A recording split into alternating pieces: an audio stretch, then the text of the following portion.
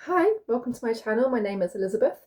My income goal for July was £1,500, and I'm really happy to say that I absolutely smashed that goal in July, and I actually made £1,857.95. For a little bit of context, I'm a single parent. I got made redundant at the end of May. I found out I was being made redundant mid-March, which was a week after I had just moved into a new house that I bought for my daughter and I. So really bad timing. And since then, I have been working on my freelance business and various side hustles to try and replace my income.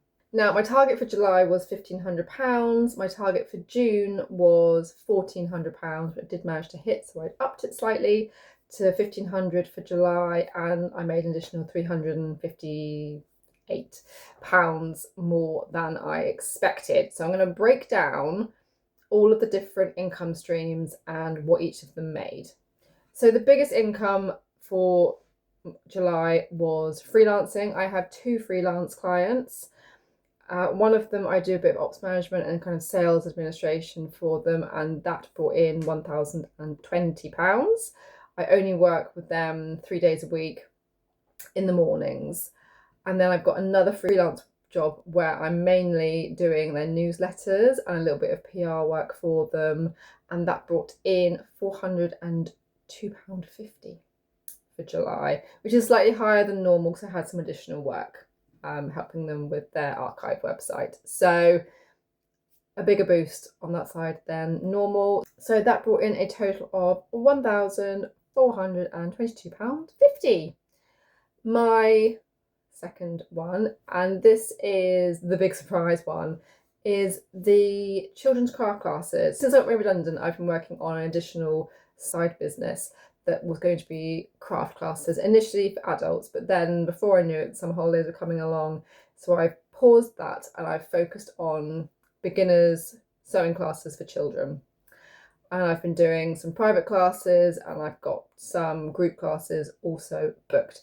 This is income revenue, not profit. I obviously have some expenses that I have to pay out for these classes, like materials, insurance, DBS check, and I need to pay for a venue as well to host the classes. So I haven't taken that out of it.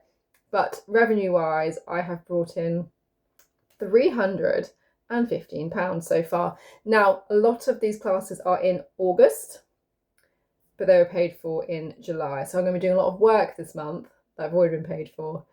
And so August's class income isn't going to be as high as July's. Now, with these craft classes, I got them booked up really quickly. I was very, very surprised.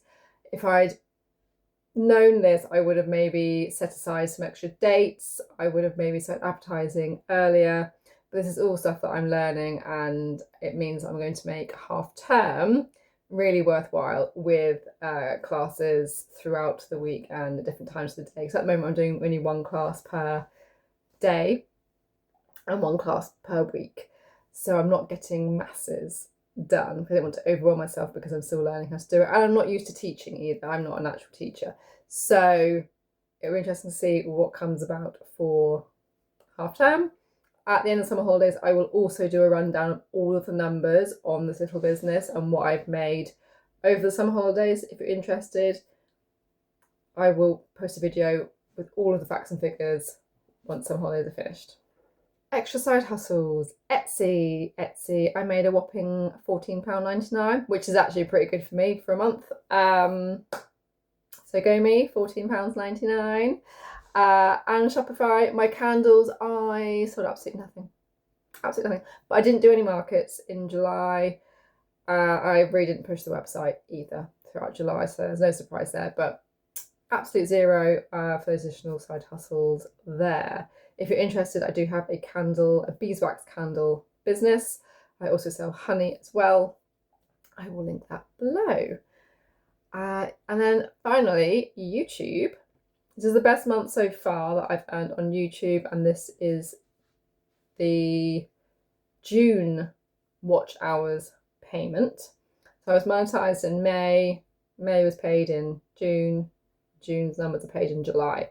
So that was £105.46. I can confirm, because I've already looked at the July numbers, I have not made anywhere near that for July. My watch hours have significantly gone down for July. So next month will not be looking quite so rosy. But that is a nice one to have. So again, the target was 1,500 and I've managed to make £1,857.95, which is great and not what I was expecting, mainly down to those children's classes, which is really, really good. So for August, my target, now I was thinking about this, for one of my freelance clients, I'm not expecting to be earning what I earned this month, more like £200 for them, not 400. The craft classes, I won't be taking as many bookings because a lot of them are for August already, so that will be lower. I already know that my YouTube income is significantly lower for the next payment than what I made this month or last month. So I was going to up my target, but I think a sensible and more realistic target would be the £1,500 again. So that's going to be my August target, and that will again consist of the freelancing, the craft classes, candle sales, Etsy, YouTube, anything additional if I decide to set up another business alongside all of that, as if I have time. So we'll see how that goes. I think £1,500 is realistic. I am also only really able to work 3 days a week because I only have childcare 3 days a week. So I do freelancing Monday, Tuesday, Wednesday. Thursday and Friday I do a little bit of freelancing for my newsletter PR client because I can do it on the computer throughout the day. I can't do classes on those days. So my kind of active, proactive working days are very limited to Monday, Tuesday, Wednesday. So I don't think £1,500 is too bad for that. So I'm going to stick to £1,500 for August. We'll see how that goes. And if I manage to beat that again, then I'm going to up it for September. So anyway, I hope you found that interesting and possibly helpful if you're looking at doing either freelancing or additional side hustles. Any questions, please let me in the comments and I will speak to you soon.